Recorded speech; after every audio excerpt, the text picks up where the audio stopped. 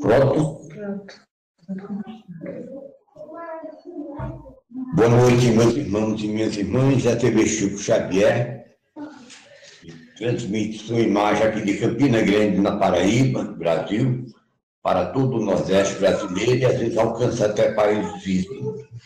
Nós queremos, neste instante, cumprimentar o conferencista da noite, Irmão Delane, que não é Gabriel, mas não deixa de ser Delane, e implorar a misericórdia divina que abençoe o nosso trabalho, a nossa lutada, que o mundo seja iluminado pelo mundo maior, cuja palavra possa tocar profundamente os nossos corações, germinar esperanças num povo todo que sofre de todos os continentes, e nesse instante desejar as criaturas que se sintonizam conosco, que a rosa crística floresça no coração de todos, que o dor das violetas seja constante nos seus caminhos, que nós possamos, de mãos dadas, construir a pátria do Evangelho, realizando o amar uns aos outros, síntese da própria doutrina cristã, que o mestre maior de todos os mestres nos deixou como herança bendita e que deve estar presente no coração de todos nós,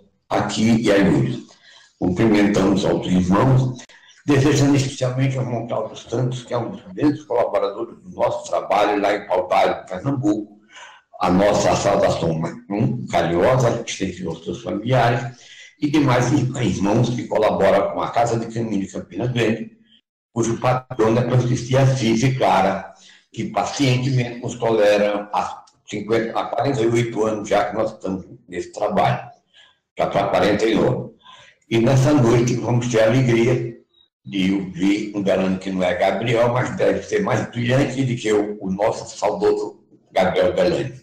Portanto, desejando a ele que transmite uma mensagem de esperança para o povo brasileiro, que tenhamos um Natal, já está próximo, sem essa pandemia tão terrível que vem massacrando o mundo inteiro, que na nossa concepção, segundo as nossas observações e estudos, e da idade do conferencista, nós acreditamos que é uma provação kármica, porque a humanidade inteira, sobretudo o cristianismo, que tinha uma obrigação de ser ao menos um mandamento. A síntese de toda a doutrina, o amar dos outros que o Mestre Jesus nos deixou, e que, lamentavelmente, nós nos toleramos por necessidade, mas não nos amamos. E o preço dessa epidemia é a falta de amor no coração humano, porque quando o amor chegar, que atravessar as barreiras de 50%, toda essa miséria que hoje machuca o coração do mundo inteiro, ela deixará de existir. Mas, lamentavelmente, como a humanidade tem muita religiosidade de aparência, mas os corações vazios, quando Santo Agostinho dizia que, com a sua sabedoria no século IV, da nossa era no começo do século V, que Deus estava no coração de todos os seus filhos. E Ele está presente e permite que nós soframos tanto, é porque nós estamos ausentes dele. Ele está presente a nós e nós estamos ausentes dele. E a nossa ausência de Deus faz com que essa epidemia e muitas outras misérias que acontecem no mundo inteiro, a violência, o crime, a droga e tantas outras coisas, nada mais tão de que a nossa ausência de autenticidade religiosa. Que a rosa continue florescendo no coração de todos, e a irmã Kalina vai ler o Evangelho para a reflexão do irmão dela. Boa noite a todos, é com muita alegria que estamos aqui para essa reunião, que possamos chegar em todos os lares, levando a paz, levando a saúde do corpo e do espírito e renovando a nossa fé através da mensagem de Jesus. Então, a leitura da noite de hoje será do livro Evangelho segundo o Espiritismo, o capítulo 10, intitula-se Bem-aventurados os que são misericordiosos. Perdoai para que Deus vos perdoe. Bem-aventurados os que são misericordiosos, porque obterão misericórdia. Isso está em Mateus, capítulo 5 a 7. Se perdoardes aos homens as faltas que cometerem contra vós, também vosso Pai Celestial vos perdoará os pecados. Mas, se não perdoardes aos homens quando vos têm ofendido, vosso Pai Celestial também não vos perdoará os pecados. Mateus, capítulo 6, versículo de 14 a 15. Se contra vós pecou vosso irmão, ide, fazei-lhe sentir a falta em particular. A sós com ele, se vos atender, tereis ganho o vosso irmão. Então, aproximando-se dele, disse-lhe Pedro: Senhor, quantas vezes perdoarei ao meu irmão quando houver pecado contra mim? Até 7 vezes? Respondeu-lhe Jesus: Não vos digo que perdoeis até 7 vezes, mas 70 vezes 7 vezes. Está em Mateus, capítulo 18, a 15, de 21 a 22. A misericórdia é o complemento da brandura, porquanto aquele que não for misericordioso não poderá ser brando assim. Ela consiste no esquecimento e no perdão das ofensas. O ódio e o rancor denotam alma sem elevação nem grandeza. O esquecimento das ofensas é próprio da alma elevada, que paira acima dos golpes que eles possam desferir. Uma é sempre ansiosa, de sombria suscetibilidade e cheia de fel. A outra é calma, toda mansidão e caridade. Ai daquele que diz: nunca perdoarei. Esse, se não for condenado pelos homens, será por Deus. Com que direito reclamaria ele o perdão de suas próprias faltas, se não perdoa a dos outros? Jesus nos ensina que a misericórdia não deve ter limites. Quando diz que cada um perdoe ao seu irmão, não 7 vezes, mas 70 vezes 7. Há, porém, 2 maneiras bem diferentes de perdoar. Uma, grande, nobre, verdadeiramente generosa, sem pensamento oculto, que evita com delicadeza ferir o amor próprio e a suscetibilidade do adversário. Ainda quando este último nenhuma justificativa possa ter. A segunda é a quem o ofendido, ou aquele que tal se julga, impõe ao outro condições humilhantes, que lhes faz sentir o peso de um perdão que irrita, em vez de acalmar. Se estende a mão ao ofensor, não o faz com benevolência, mas com ostentação, a fim de que possa dizer toda a gente: vede como sou generoso? Nessas circunstâncias, é impossível uma reconciliação sincera de parte a parte. Não há aí generosidade, há apenas uma forma de satisfazer ao orgulho. Em toda contenda, aquele que se mostra mais conciliador, que demonstra mais desinteresse, caridade e verdadeira grandeza de alma, granjeará sempre a simpatia das pessoas imparciais. Então, esse capítulo de hoje, que foi lido, Bem-aventurados os pobres de espíritos, porque se deve entender por pobre de espíritos. Então, com essa mensagem, eu passo para o palestrante da noite de hoje, Delano Mineiro, que está aqui em 7 Lagoas, que vai falar sobre para onde vamos depois da morte, não é isso? Então, uma palavra, Delano. Muito obrigada. Boa noite. Caríssimos irmãos, estimadas irmãs, queridos amigos internautas, o meu agradecimento aos nossos irmãos, a nossa irmã da TV, Chico Xavier, que sempre nos trouxe mensagens dentro do Evangelho de Jesus, nos dando a oportunidade de estarmos aqui mais uma vez em nome do Mestre. E que a paz do Mestre Jesus, mais uma vez também, nesta noite, com a bênção e da misericórdia divina, possa estar com todos nós. Viemos do mundo espiritual. E para o mundo espiritual, um dia, todos nós retornaremos. Podemos dizer 3 certezas que nós temos na vida. Que viemos do mundo espiritual, que um dia deixaremos este mundo através da morte do corpo físico e iremos para o mundo espiritual. Mas, para onde iremos? Essa é a pergunta, é a proposta desta live.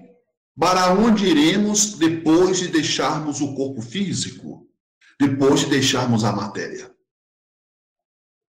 Podemos dizer que nós iremos, dizemos assim de uma forma ainda superficial, de acordo com a nossa condição, com o nosso estado de evolução.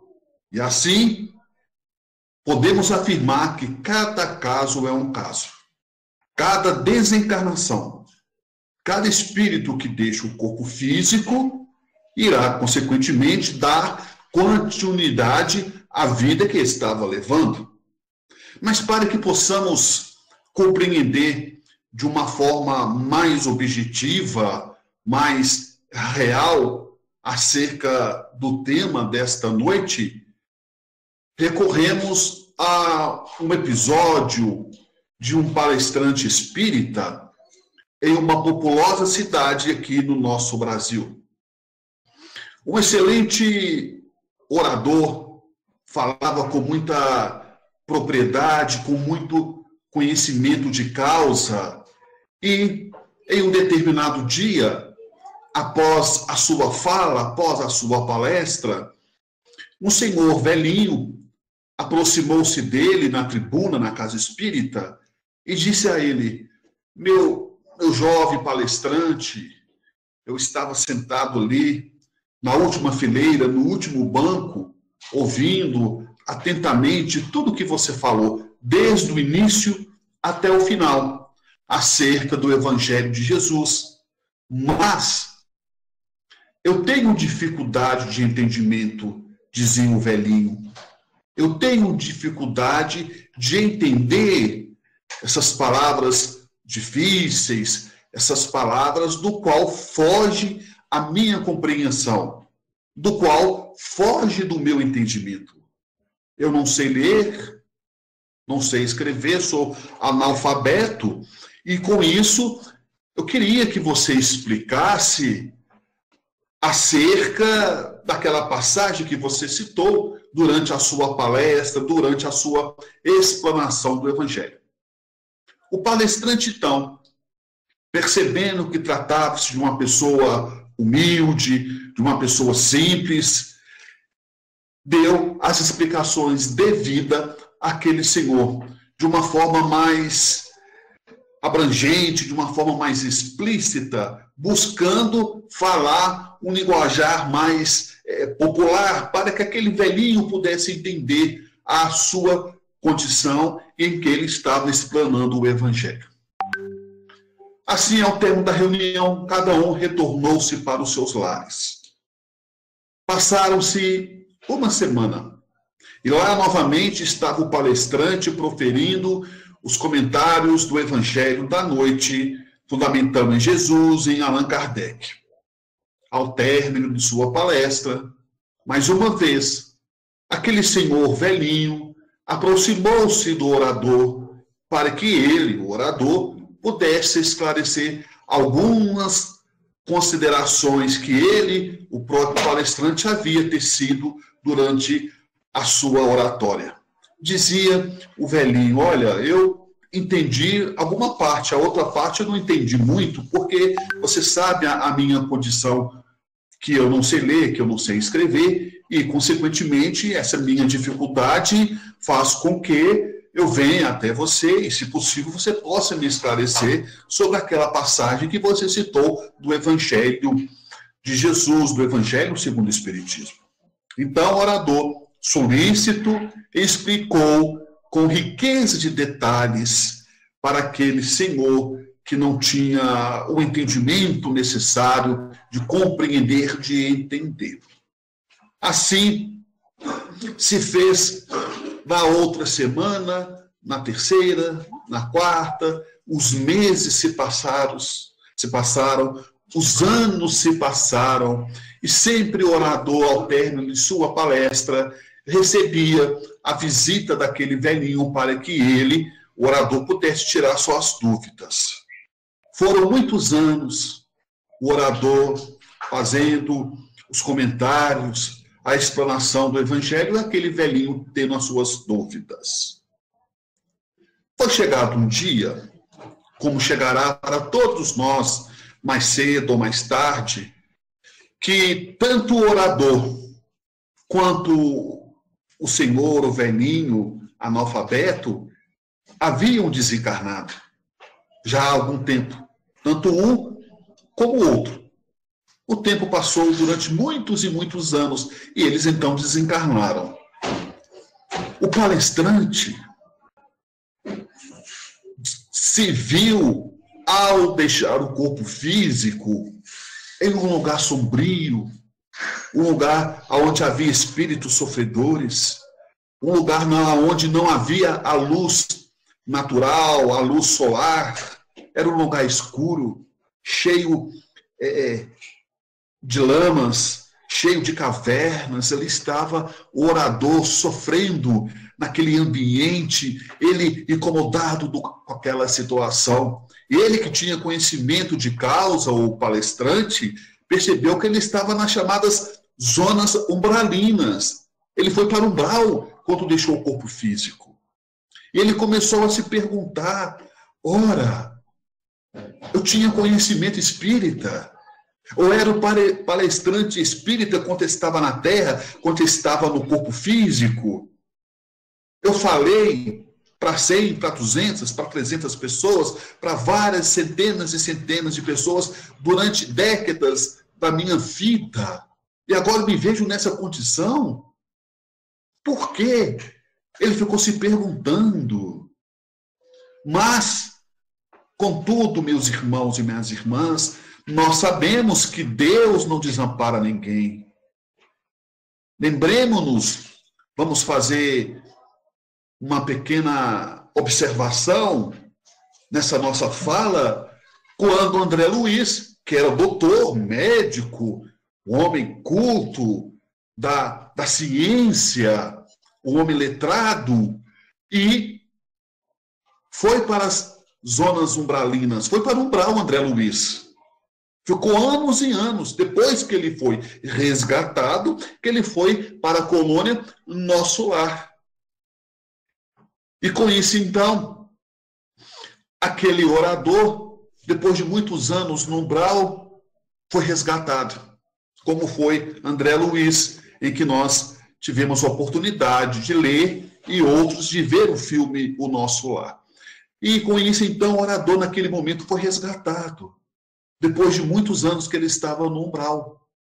Ele viu a equipe socorrista, a equipe de médicos, enfermeiros, benfeitores espirituais indo ao seu encontro para tirar ele daquele ambiente, para que pudesse resgatar ele do umbral.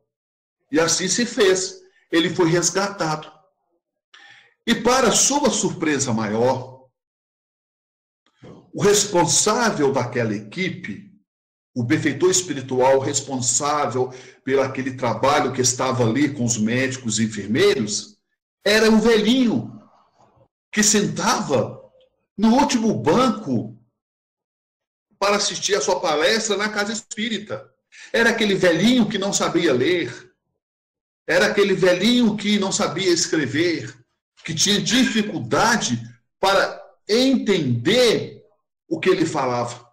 E ele ficou surpreso e disse ao velhinho: olha, você aqui, numa condição superior à minha, eu que falava, que ensinava, que educava com as palavras, que estudava, e você sequer sabia ler e escrever, cercado de dúvidas, que eu fui, digamos assim, na Terra, o seu orientador, fui um professor para você, e você aqui numa condição extremamente superior à minha, moralmente falando. Como você pode me explicar isso? O velhinho então disse a ele: meu irmão, tudo que você foi falando, eu fui praticando. Tudo que você foi falando, eu fui praticando. E o orador, então, entrou em estado de repouso e foi resgatado, levado para um hospital, para uma colônia espiritual. Podemos dizer duas frases, duas passagens do Mestre Jesus. Nem todos que dizem Senhor, Senhor, entrarão no reino dos céus. Foi o caso do orador. E uma segunda consideração, podemos assim dizer, é que, vejamos, meus irmãos e minhas irmãs, a primeira, nem todos que dizem Senhor, Senhor, entrarão no reino dos céus. É uma verdade. E a segunda é a lei de causa e efeito. Nós vamos colher o que estivermos plantando. Ora, o orador desse episódio que nós contamos, ele agiu somente com as palavras, com o verbo. Ele não teve a consolidação da prática daquilo que ele falava, ou não se esforçava. Já aquele velhinho procurou praticar o que ele falava. Essa foi e é a diferença. A segunda frase que nós falamos de Jesus é essa: há muitas moradas na casa do meu Pai. Há muitas moradas na casa do meu Pai. E voltamos à pergunta aos nossos irmãos internautas e todos vocês que estão nos acompanhando nessa live. Para onde vamos depois da morte? Nós vamos de acordo com a nossa condição moral, com a nossa condição espiritual. Existe milhões e milhões de mundo espalhado pelo universo, pela Via Láctea, afora imaterial. Existem centenas, milhões de colônias espirituais, de postos e socorros, para acolher o nosso espírito enquanto deixa o corpo físico. O nosso lar é uma colônia espiritual que fica situado acima da cidade do Rio de Janeiro. E tem como habitantes espirituais 3 vezes mais a população do estado de São Paulo. Veja como que é grande o nosso lar. É uma das colônias espirituais. Podemos ir para o umbral, podemos ir para uma colônia mais superior que a do nosso lar, ou inferior. Tudo vai depender do nosso histórico. Desde o nosso nascimento até os últimos minutos, os últimos segundos de nossas vidas. Mas o mais importante também é entendermos que leva-se em conta para onde vamos as nossas reencarnações também. Não é só a reencarnação atual. Vejamos bem, André Luiz ficou anos no umbral, depois foi para o nosso lar, embora chegou lá como trabalhando na faxina, trabalhando na limpeza, ele aqui que era doutor, que era médico, né? Era rico, era um homem que tinha status, que tinha um poder aquisitivo materialmente financeiro elevado, em vista dos demais. E com isso, ele chegou no nosso lar para trabalhar voluntariamente no serviço de limpeza, de higienização, nos sanitários do nosso lar. Entretanto, em pouco tempo, digamos assim, depois de muitos anos, ele se tornou um dos maiores escritores espíritas, através do médium Chico Xavier. Ora, como que ele, André Luiz, que chega no nosso lar, considerado como suicídio, que ele ficou internado, ficou hospitalizado no nosso lar, na área dos suicidas. E lá ele ficou. Foi um suicídio direto, que ele abusou do álcool, abusou da alimentação, abusou do tabaco. Com isso, ele queimou, destruiu seus fluidos vitais antes do término previsto, de uma forma natural. Ele reduziu a sua vida, o seu fluido vital e desencarnou antes da sua programação. Então, ele foi considerado um suicídio indireto. Depois de suicídio direto, que assim ele chegou no nosso lar, ele foi no nosso lar, teve uma ascensão, passou a ser passou a ser escritor. Então vejamos como pode uma pessoa que chega no nosso lar como suicida indireto, depois se torna um dos maiores escritores. E aí lançamos uma segunda pergunta. E as suas reencarnações anteriores não contam? Contam. Então, caríssimos irmãos, estimadas irmãs, nós vamos de acordo com a nossa condição espiritual. Nós vamos conviver com a nossa afinidade mental. Nós saímos do corpo, mas não saímos da vida. Nós saímos do corpo, mas não saímos da vida. Por exemplo, digamos hipoteticamente, se eu sou uma pessoa orgulhosa, uma pessoa prepotente, vaidosa, uma pessoa que na atual existência estou cometendo furtos, lesando o meu próximo, o seu patrimônio financeiro, se eu sou uma pessoa que estou cometendo crimes, matando, roubando, odiando, não respeitando o outro, uma pessoa intolerante, impaciente, egoísta, vaidosa.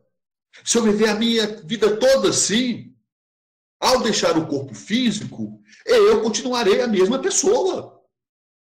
Eu saio do corpo, mas não saio da minha personalidade, do meu caráter.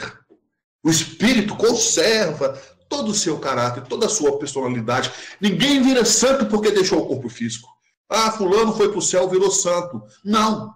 Se ele era uma pessoa boa, ele vai continuar a ser uma pessoa boa.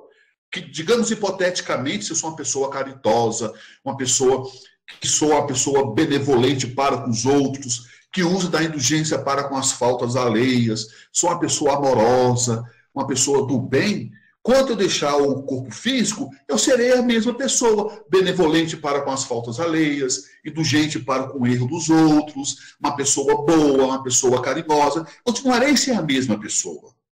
E o meu espírito ele vai se afinar de acordo com a minha condição moral, a minha condição espiritual. Então, hipoteticamente, voltamos a falar, se eu sou um assassino, a vida toda cometi furto, roubei, ultrapassei, tirei a vida das pessoas, chegar no plano espiritual, deixar o corpo físico, eu vou conviver com espíritos do mesmo naipe, na mesma condição. É a lei de atração, é a lei da afinidade. E se eu sou uma pessoa boa, realmente boa, ao chegar no plano espiritual, eu estarei convivendo com pessoas boas também, em lugares onde existem pessoas boas. O bem e o mal existe aqui na Terra. A mesma coisa no plano espiritual. Podemos assim dizer, existem lugares na Terra, aqui no nosso planeta, que são lugares bons, né? Mas tem lugares onde são lugares perigosos, aonde nós não aconselhamos as pessoas irem, porque são lugares onde as pessoas podem correr risco de ser assaltada, de perderem a vida. A mulher, no caso, de ser estuprada. Existem lugares perigosos pelo mundo afora, como existem lugares também bons, politicamente falando. A mesma coisa é no plano espiritual. Então, que possamos entender desta forma, o lugar que nós vamos vai ser de acordo com o nosso merecimento, do nosso mérito ou do nosso demérito. Não existe milagre. A natureza não dá salto. Não é pelo fato que eu deixei o corpo físico que eu virei santo ou eu virei um espírito obsessor da noite para o dia porque eu deixei o corpo físico. Não. Toda mudança é gradativa. Toda mudança é gradativa. Allan Kardec diz que o verdadeiro espírita é aquele que se esforça para dominar suas má tendências. O verdadeiro espírita é aquele que se esforça para dominar suas más tendências. Podemos fazer uma pequena comparação, não para criarmos polêmica ou atritos nas nossas observações uns para com os outros. Por exemplo, para onde os nossos irmãos internautas, os nossos irmãos que estão nos ouvindo, acham que Chico Xavier, uma Madre Teresa de Calcutá, uma irmã Dulce foi quando deixou o corpo espiritual? Para um lugar bom, porque eram pessoas boas. Estou dando um exemplo assim mais claro, mais objetivo, para que possamos entender. Aí eu pergunto aos nossos irmãos, para onde que foi o espírito de Hitler? Não estamos aqui para julgar ninguém, mas para onde foi o espírito de Hitler? De Lampião? Que foram pessoas que eram pessoas realmente más, que viveram no mal, e para onde foi o espírito dessas pessoas? É a lei, é a justiça divina. Não tem mistério, não tem segredo. Se eu sou bom, eu colherei o bem. Se eu sou mau, eu colherei o mal. É a mesma coisa um fazendeiro, ele dá para um agricultor, para o seu empregado, sementes de soja para plantar na terra arada. Então, aquele trabalhador, ele passa um largo período plantando soja, lançando a semente na terra arada. Depois vai vir a colheita. O que ele estará colhendo? Soja. É impossível que ele possa colher arroz se ele plantou soja. É impossível que ele possa colher feijão se ele plantou soja. A mesma coisa é a vida moral. São as nossas vidas. Se eu plantei o mal, é impossível ser feliz. Eu colher felicidade, eu colher paz, eu colher harmonia.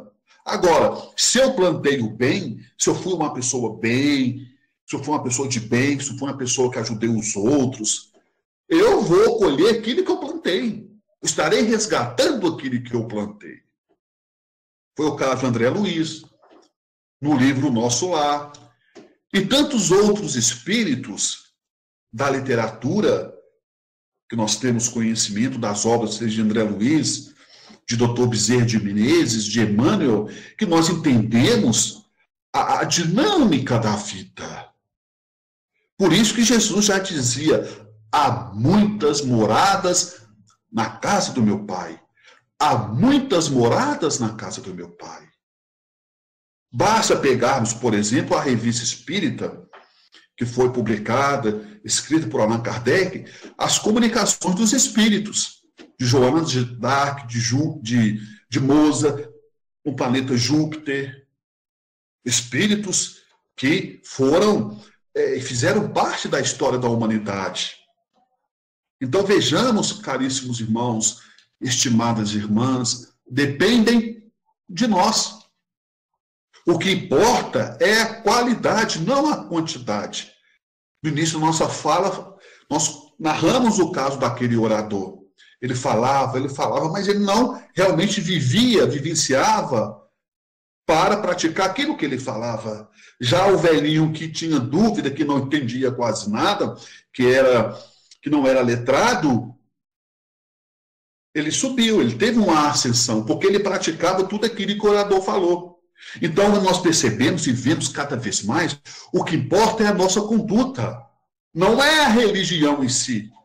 Porque se assim fosse, Deus seria injusto. Ora, existem muitas pessoas, muitos espíritos extremamente evoluídos no catolicismo, nos nossos irmãos evangélicos, no meio espírita.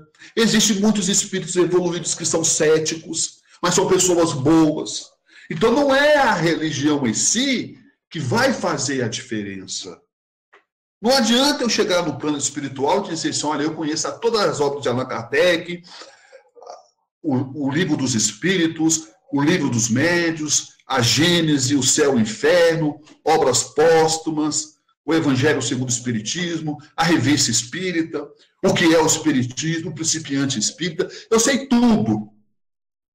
Não adianta eu chegar no plano espiritual com essa bagagem intelectual. E onde fica a minha bagagem?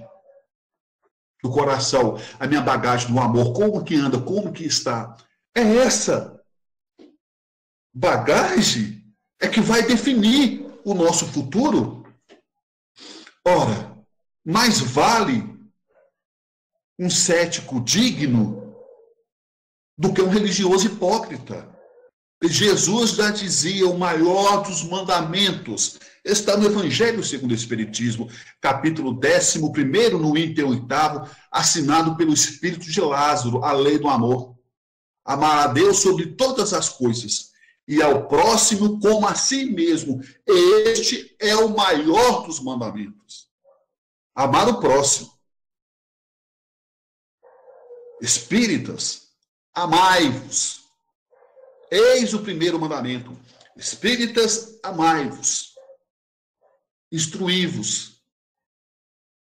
Ora, o amor é a base de tudo. É a alavanca para tirarmos nós da sombra, do egoísmo, da inércia, da zona do conforto. É caminhando com Jesus que se vai ao longe. Não temos que ficar preocupados, perdemos noite de sono, para onde vamos quando deixarmos o nosso corpo. Nós temos que pensar em viver sem prejudicar o outro, sem fazer mal ao outro. Como diz o Dr. Bezerra de Menezes, não é necessário não fazer o mal. É preciso também fazer o bem. E fazer o bem, enquanto estamos aqui neste mundo, enquanto a oportunidade é dada a todos nós. E o bem podemos começar com uma oração. Sim, uma oração para um vizinho que está passando dificuldade. Uma oração para o pai de família que está desempregado. Nós não vamos resolver o problema da humanidade, mas podemos, com certeza, resolver de forma, digamos assim, parcial e dar força espiritual, sem que a pessoa saiba, através das nossas orações, dos nossos benefícios que podemos emitir àquela pessoa. Nessa época de pandemia, não se pode aglomerar, muitas casas espíritas ainda não retornaram às suas atividades. Eu não sei aí na Paraíba, eu não sei aí no Nordeste, mas aqui em Minas Gerais, aqui em Sete Lagoas, está tudo fechado as casas espíritas. Ora, mas eu posso fazer a caridade de outra forma. Ser mais paciente dentro da minha casa. Ver quem está precisando da minha ajuda. Eu não preciso estar necessariamente presente de corpo, mas presente de espírito. Ora, os benfeitores espirituais, eles não vêm de outras colônias, de outros lugares tão distantes para nos auxiliar. Eles não precisam estar do nosso lado para nos dar o suporte, nos dar o auxílio necessário. A mesma coisa somos nós. Não precisamos estar dentro da casa espírita todo dia, toda hora. É preciso que estejamos com Jesus nos nossos corações, para termos e exercermos, dentro da nossa condição, a prática do bem. Eu digo condição porque cada um de nós vamos dar o que nós temos. Como que eu posso dar uma coisa que eu não tenho? Então não adianta eu tentar abraçar o mundo. Não adianta eu querer mudar da noite para o dia. Voltamos a dizer, toda mudança é gradativamente. Ora, nós já temos uma melhora enorme. As nossas primeiras reencarnações do nosso espírito era no mundo primitivo. Nós éramos canibais. Olha o tanto que o nosso espírito já evoluiu. Já não somos mais canibais. Nós já temos um senso, onde sabemos o que é certo, o que é errado, o que acontece quando nós cometemos uma infração, diante das leis dos homens, diante das leis de Deus, independentemente do rótulo da religião em que estivermos vinculados. É assim, caríssimos irmãos e estimadas irmãs. Nós vamos para onde nós merecemos, porque é a justiça divina, é a justiça de Deus, não falha, é a lei natural. O bem cuida do bem. O mal cuida do mal. Então vejamos, caríssimos irmãos, estimadas irmãs e queridos internautas, que possamos ser um pouco mais cristão nesta vida, nesse mundo de provas e expiações. Tantas pessoas deixando o corpo pela Covid, nós sabemos que não existe o acaso, continuemos fazendo a nossa parte, seguindo a orientação da Organização Mundial da Saúde, tomando as precauções necessárias, mas é um momento delicado que está passando a humanidade. Quantas famílias tiveram seus entes queridos deixando o corpo pela Covid de forma precoce? Quantos pais de família, nesse momento, perderam o emprego devido à crise financeira que se alastrou, né, pelo mundo afora devido ao impacto do vírus? Então, vejamos que é um momento delicado. Nós ligamos a televisão, acessamos a internet, ao noticiário virtual, online ou televisivo, seja qual for, vimos as barbaridades. Mãe, pai matando os próprios filhos, crianças sendo mortas, espancadas até a morte, filhos, netos, maltratando os próprios pais, os próprios avós, marido espancando, tirando a vida da companheira, e assim por diante. Nós sabemos que isso já existe desde que o mundo é mundo, a violência. Mas nós temos o dever e condição de diminuir essa violência se nós quisermos ser uma pessoa melhor e, consequentemente, viver em um mundo melhor. Como que eu quero viver um mundo melhor se eu não estou contribuindo, se eu não estou fazendo a minha parte, dando a minha contribuição? Se o outro não faz, se o outro não colabora, o problema é dele, o problema não é meu. O que eu faço é a minha parte, para que eu possa ter paz de espírito, paz de consciência. Não devemos deixar para amanhã o que você possa fazer hoje, dentro do equilíbrio, dentro de um conceito de ética, de bom senso. A doutrina espírita é maravilhosa, mas só surge efeito se tivermos com os corações, caríssimos irmãos e irmãs, voltados para a prática do bem. Só terá efeito se tivermos com os corações voltados para a prática do bem, para que possamos entender essa dinâmica. Caminhemos, mesmo recebendo pedrada, mesmo recebendo críticas, caminhemos.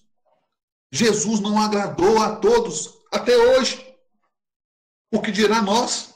Mas nem por isso devemos desanimar.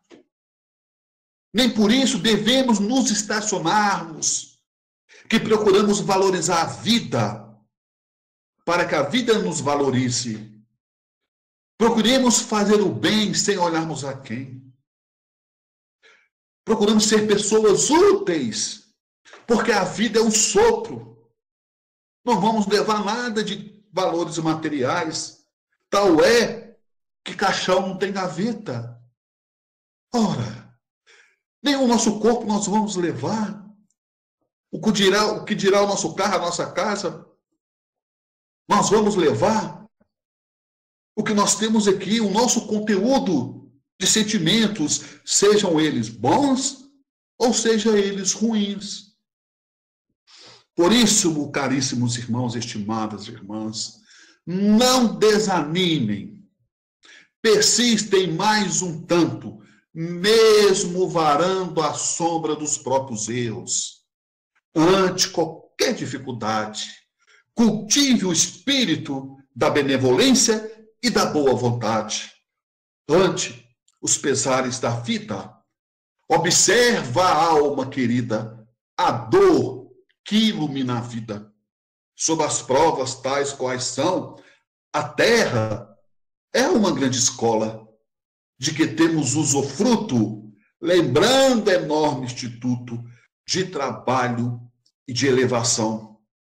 Nascemos e renascemos, atendendo às leis concisas, conforme as lições precisas que temos nos para dar, no serviço que nos cabem, naquele com quem vivemos, jaz em ponto supremo do nosso próprio lugar. Nas tarefas em que estejas, cumpre o dever que te assiste. Se a vida parece triste, não te queixes de ninguém. Cada pessoa na terra intimamente é chamada a servir, de estrada a estrada para a vitória do bem. O homem, robusto e moço, que administra a riqueza, traz por suas vezes o rude e acesa a fogueira da aflição. A mulher que exibe ao colo joias em forma de luzes, às vezes tem muitas cruzes por dentro do coração. Nunca censures, trabalhe, crê, auxilias e não temas, cada qual guarda problemas. Em forma de sombra e de dor, quem mais serve e mais perdoa é aquele que se renova, vencendo de prova em prova na grande escola do amor. Que assim seja, Senhor.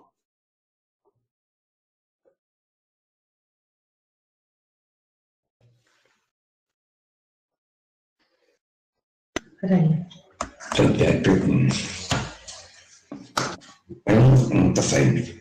Queremos agradecer a palestra do irmão Delane, agradecer os irmãos que ainda estão comunicando conosco, desejando aquilo que fizemos no começo, que a Rosa Cristina continue florescendo no coração de todos, e possamos superar esse momento difícil em que vivemos como humanidade, particularmente como brasileiros, na certeza que no próximo Natal a nossa situação já estará relativamente bem suavizada, sem essas dificuldades todas que hoje nós notamos pela televisão, os números astronômicos de felizes, de lares desfeitos, de toda a natureza, aqui tanto no Natal. Essa epidemia estará de maneira muito suave, já tolerável.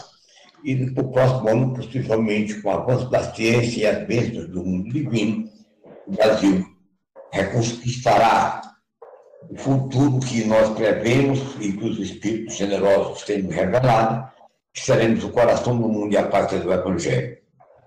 Nós agradecemos a todos que sintonizaram conosco, que ainda estão sintonizando, desejando que tenham todos uma semana cheia de bênçãos do mundo divino, dos missionários do Cristo Jesus, amparando os seus lares contra essa epidemia, dando saúde, paz e muito amor aos corações que estão nesse momento em dificuldades para subsistir, de tantas dificuldades de toda a natureza, e pedindo aos céus a sua misericórdia, que esse karma terrível que nós plantamos ao longo dos séculos, que estamos colhendo agora, porque é de verdade, o que acontece aqui em toda parte do mundo é um resgate kármico.